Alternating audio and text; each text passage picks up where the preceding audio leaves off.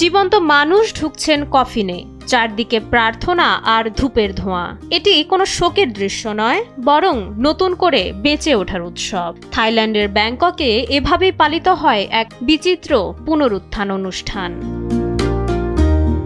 ব্যাংককের বিখ্যাত ওয়াট তা কিয়েন মন্দিরে প্রতি বছর নতুন বছরের শুরুতে আয়োজন করা হয় এই পুনরুত্থান উৎসবের। বৌদ্ধ ধর্মাবলম্বীদের বিশ্বাস, কফিনে শুয়ে এই প্রতীকী মৃত্যু তাদের জীবনের সব অশুভ শক্তি বা ব্যাড কার্মা ধুয়ে মুছে ফেলে এক নতুন প্রাণশক্তির সঞ্চার করে।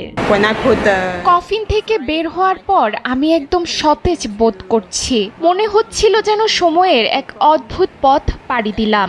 এখন আমি অনেক বেশি আশাবাদী। এই অনুভূতি সত্যি স্পেশাল। এটি কেবল সৌভাগ্য অর্জনেরই লড়াই নয়, এই আচারের গভীরে আছে এক জীবন দর্শন। মৃত্যু যে অনিবার্য তা মনে করিয়ে দিয়ে মানুষকে আরো সচেতন ও বিচক্ষণ হতে উদ্বুদ্ধ করাই এই কফিন আচারের মূল উদ্দেশ্য। সন্ন্যাসীদের মতে মৃত্যু মানেই শেষ নয়, বরং এটি পুনর্জন্মের একটি ধাপ মাত্র।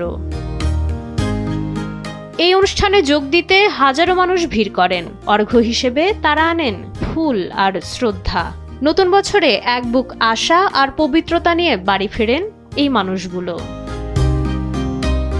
মাইশা মালিহা, সময়ের আলো।